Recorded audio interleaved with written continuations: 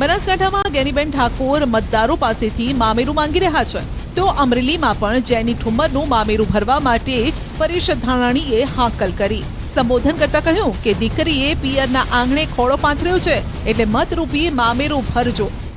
આપણી તાલુકાની લાડલી દીકરી કોંગ્રેસ પક્ષના ઉમેદવાર તરીકે એના વતનમાં પિયરના આંગણે એને ખોળો પાથર્યો છે, ત્યારે દીકરીને માંગવું ન પડે. આપણે સૌ હાગમતે આખો જિલ્લો લોટકું મામેરું ભરીએ એટલી આપ સૌને વિનંતી કરું છું. જય હિન્દ, જય ભારત દેવી. આમ બનાસકાંઠા અને અમરેલી બંને જગ્યાએ મામેરાએ એન્ટ્રી કરી દીધી છે. જેની ઠુમ્મર પૂર્વ સાંસદ અને પૂર્વ ધારાસભ્ય વીરજી ઠુમ્મરના પુત્રી છે. જેનીબેને મહેસાણાના વતની સંજયભાઈ ચૌધરી સાથે લગ્ન કરેલા છે, એટલે કે તેમનું સાસરું મહેસાણા છે, પરંતુ હાલ તેઓ ચૂંટણી પોતાના પિયર અમરેલીથી લડી રહ્યા છે, અને એટલે જ ધાનાણી પિયરિયા તરીકે અમરેલીના મતદારોને જેનીબેનનું મામેરું ભરવા માટે આહવાન કરી રહ્યા છે. જો કે ભાજપે પણ વળતો જવાબ તૈયાર રાખ્યો છે. બનાસકાંઠાના વાવના ઉમેદવાર રેખા ચૌધરીના સમર્થનમાં ભાજપના નેતા રતનજીએ મામેરા મુદ્દે કોંગ્રેસ પર કટાક્ષ કર્યો. મોમેરા બે વખત ન ભરાય, મોમેરો એક વખત ભરાય. મોમેરો એક વખત ભરાય એટલે હાલના મોમેરું ભરવાનું છે ને પૂરેપૂરું સદકાબુ જોઈએ આવી હવને મારી નમ્ર વિનંતી છે. આ તરફ બનાસકાંઠામાં મામેરા બાદ હવે પડીકા પોલિટિક્સ શરૂ થઈ ગયું. ગેનીબેન ઠાકોરે ભાજપ પર સહકારી માળખાનો દુરુપયોગ કરવાનો આરોપ લગાવ્યો. ભાજપને જીતાડવા ડેરીમાં કરોડો રૂપિયાના ખોટા ખર્ચા પડાઈ રહ્યા છે. જો કે બનાસકાંઠાના મતદારો અને પશુપાલકો પડીકામાં નહીં વેચાય તેવો દાવો પણ ગેનીબેને કર્યો છે. એ ડેરીની અંદર કરોડો રૂપિયાના ખોટા ખર્ચા પાડવામાં આવે છે. એ પશુપાલકોની પરસેવાની કમાણી છે. એ કદાચ હું માનું ત્યાં સુધી આ મીઠાઈના પેકેજ એમને દિવાળી ઉપર કે કોઈ તહેવાર ઉપર પશુપાલકોને ચૂંટણી વગર મૂક્યા હોત તો અમે એમ માનીએ કે આ બનાસ ડેરી એ ખેડૂતોની છે ને પશુપાલકોને યાદ કર્યા. પણ આજે ચૂંટણી નિમિત્તે સત્તાનો દુરુપયોગ કરીને આ રીતે પડીકા અને બનાસકાંઠાના પશુપાલકો કે બનાસકાંઠાના મતદારો એ કોઈ પડીકાથી વેચાય એ વાતમાં માલ નથી. તો પડીકા વેચાયા છે તે વાત ખુદ ભાજપ પણ સ્વીકારી રહ્યું છે, પરંતુ પડીકા પર ઉમેદવારનો ફોટો ન હતો તેમ કહી અને વાતમાંથી છટકવાનો પ્રયત્ન પણ કર્યો.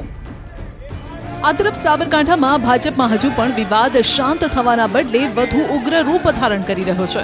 શોભના બારૈયાને બદલવા ઠેર ઠેર વિરોધ થઈ રહ્યો છે. તેવામાં હિંમતનગરમાં કચ્છી સમાજવાડી ખાતે ભાજપનો એક કાર્યક્રમ હતો. ત્યાં ભાજપના કાર્યકર્તાઓએ જ વિરોધ નોંધાવ્યો. દાવો છે કે ઉમેદવાર બદલવાની માંગણી સાથે મોટી સંખ્યામાં ભાજપના કાર્યકર્તાઓ કાર્યક્રમમાં પહોંચ્યા. જો કે તેમને બહાર અટકાવી દેવાયા. જે કાર્યકર્તાઓને અટકાવાયા તેમાં કેટલાક ભાજપ સાથે વર્ષોથી જોડાયેલા હતા. કાર્યક્રમમાં અવગણના થતા મહિલાઓ પણ રોષે ભરાઈ. ઓછામાં પૂરું એવો આરોપ લાગ્યો કે ઈડરના પૂર્વ ધારાસભ્ય રમણ વોરાએ રજૂઆત કરવા આવેલી મહિલાઓને અપશબ્દો ભાંડ્યા.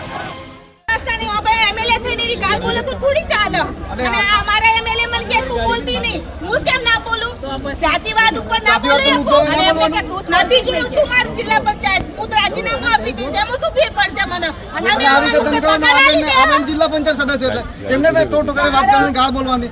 જિલ્લા પંચાયત સદસ્ય એમને તો કહી દેવાના આદિવાસી. કાર્યકર્તાઓએ આરોપ લગાવ્યો છે કે પક્ષને ગરજ હતી ત્યારે તેમને પક્ષમાં એન્ટ્રી કરાવી, પરંતુ હવે પક્ષની ગરજ પૂરી થઈ ગઈ છે, અને આ જ વાત મહિલાઓએ રીસની રણચંડી બનીને વ્યક્ત કરી.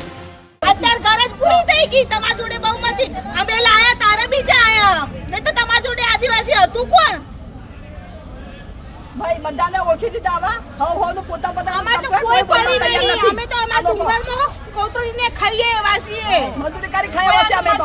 અમે તો કોઈને એસા બેઠા નથી, કોઈને એસા બેઠા નથી. આ તો બિંદાસથી બોલાવડી છે ને, હજી તમારે લઈ જાઓ તો બોલે એવી શું હું. હા, એટલું જ નહીં, આ સાથે જ ભાજપમાં ફરી એકવાર વિસ્તારવાદની રાજનીતિ પણ શરૂ થઈ ગઈ. મારા વિસ્તારમાં એરિયા આયા તો હું એમના વિસ્તારમાં નહીં ગઈ. હું અહીંની વોટર છું.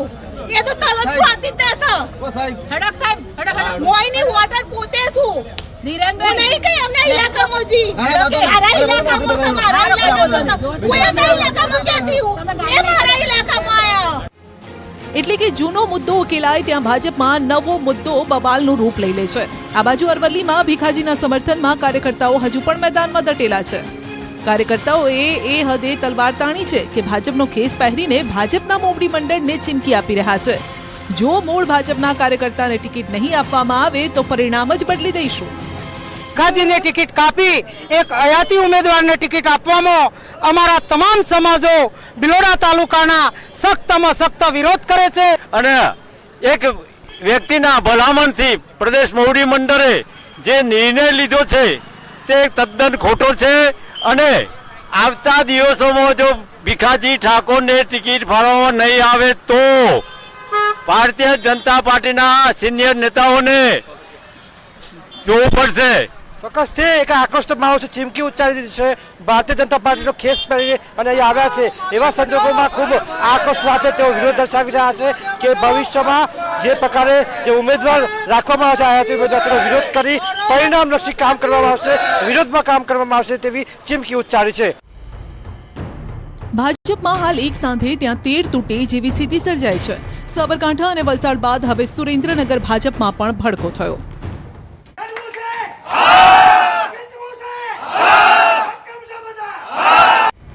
સુરેન્દ્રનગર લોકસભાની બેઠક પર ચંદુ શિહોરાને ભાજપે ટિકિટ આપી છે, પણ ત્યાં વિરોધનો વંટોળ વકર્યો છે. તળપદા કોળી સમાજનું સંમેલન યોજાયું, જેમાં પૂર્વ સાંસદ સોમાભાઈ પટેલ અને તળપદા કોળી સમાજના પૂર્વ ધારાસભ્યોએ સંમેલનમાં હાજરી આપી. ભાજપ પક્ષ તળપદા કોળી સમાજના ઉમેદવારને ટિકિટ આપે તેવી માંગ કરી છે. કે ગમે એમ કરીને કાં તો એનો ઉમેદવારી પાછું ખેંચે અને તળપદા કોળીને ટિકિટ આપે. બસ આવનારા દિવસોમાં અમે ભારતીય જનતા પાર્ટીના વિરુદ્ધમાં મતદાન કરવા માટે દરેકને વિનંતી કરી છે. 3 વખતથી અન્યાય કરે છે, એટલે એ અન્યાય સહન ના થાય એટલા માટે આજે તળપદા કોળી બધા ભેગા થયા છીએ અને એમને બતાવીશું કે કેવી સીટ જીતાય છે. ત્યારે લગ્ને કુંવારા સોમાભાઈ પટેલે અહીંયા પણ ચૂંટણી લડવાની ઈચ્છા દર્શાવી દીધી. કહ્યું કે ભાજપ ટિકિટ આપશે તો ચૂંટણી લડીશ. પાર્ટી ટિકિટ આપશે તો લડશું, લડ્યોશું અને આ ટિકિટમાંથી ગમે પાર્ટી ટિકિટ આપે તો તળપદા કોળી સમાજની જે મીટિંગ યોજાઈ હતી તેમાં પૂર્વ ધારાસભ્ય ઋત્વિક મકવાણાએ પણ સંમેલનમાં હાજરી આપી. સમાજની માંગ એવી છે કે હવે કોંગ્રેસ અહીં તળપદા કોળીને મેદાને ઉતારે, રાજકીય નેતૃત્વ આપે. જો કોંગ્રેસ આવું કરશે તો સમાજ તેને ટેકો આપશે. તો કોંગ્રેસે પણ સમાજની વાત મોવડી મંડળને પહોંચાડવાની ખાતરી આપી. સમાજની જે કઈ લાગણી છે એ લાગણી એ લોકોએ વ્યક્ત કરી છે. સમાજે જે કમિટી બનાવી છે એ કમિટી છે એ સમાજનું પ્રતિનિધિત્વ કોણ કરશે એની પેનલ કે એના નામ જે કંઈ નક્કી કરશે એ નામો અને એ લાગણી પ્રદેશ કોંગ્રેસ સમિતિ સુધી પહોંચાડવાનો પ્રયત્ન કરીશું. આ તરફ જૂનાગઢ બેઠક પર ભાજપે રાજેશ ચુડાસમાનું નામ જાહેર કરતા હવે કોંગ્રેસ કોળી સામે કોળી ઉમેદવાર ઉતારે તેવી શક્યતા છે. આ દરમિયાન જૂનાગઢ લોકસભા બેઠક પર કોંગ્રેસના ધારાસભ્ય વિમલ ચુડાસમાના પત્ની જલ્પા ચુડાસમાનું નામ ચર્ચાઈ રહ્યું છે. જૂનાગઢમાં જલ્પા ચુડાસમાના નામની પત્રિકા પણ વાયરલ થઈ ગઈ છે, જેમાં દાવો કરાયો છે કે જૂનાગઢ લોકસભા બેઠક પર કોંગ્રેસના એકમાત્ર મજબૂત ઉમેદવાર